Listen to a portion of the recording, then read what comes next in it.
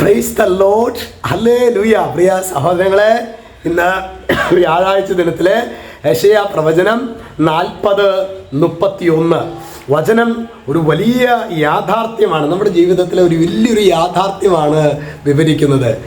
എന്നാൽ ദൈവത്തിൽ ആശ്രയിക്കുന്നവർ, അതായത് ദൈവത്തിൽ ആശ്രയിക്കുന്നവരും അല്ലാത്തവരും തമ്മിലുള്ള ഒരു വേർതിരിവ് ദൈവവചനം കാണിക്കുകയാണ്. എന്നാൽ ദൈവത്തിൽ ആശ്രയിക്കുന്നവർ അവർ വീണ്ടും ശക്തി പ്രാപിക്കും.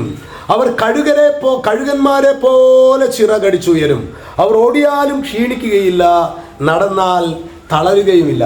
പ്രിയ സഹോദരങ്ങളെ, ശരിക്കും ദൈവത്തിൽ ആശ്രയിക്കുന്നവരുടെ ഒരു പ്രത്യേകതയാണ് നമ്മുടെ ജീവിതമായിട്ട് ബന്ധപ്പെടുത്തി നോക്കുമ്പോൾ. ഞാൻ എൻ്റെ കഴിഞ്ഞ പൗരോഹിത്യ ജീവിതത്തിലേക്ക് നോക്കുമ്പോൾ എന്നൊക്കെ കർത്താവിൽ ആശ്രയിക്കാനുള്ള ഒരാശ്രയ ഭാവം, ശരണം എന്നൊക്കെ ഉണ്ടായിട്ടുണ്ടോ, എന്തൊക്കെ പരിശുദ്ധ കുർബാനയെ മുറുകെ പിടിച്ചിട്ടുണ്ടോ, അന്നൊക്കെ എത്ര പരാജയപ്പെട്ടു എന്ന് തോന്നുന്ന അവസരങ്ങളിലും ദൈവം അത്ഭുതകരമായി കൈപിടിച്ച് ഉയർത്തുന്ന അനുഭവമാണ്.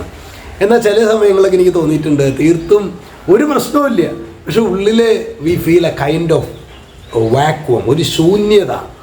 പ്രിയ സഹോദരങ്ങളെ, നമുക്ക് ആത്മാർത്ഥമായി നമ്മളുടെ ജീവിതത്തിലെ ആനന്ദത്തെ കെടുത്തുന്നത് നമ്മുടെ പ്രശ്നങ്ങളേ അല്ല, മറിച്ച് ഈ പ്രശ്നങ്ങളുടെ നടുവിൽ കർത്താവിനെ കൈവെടിഞ്ഞതാണ്.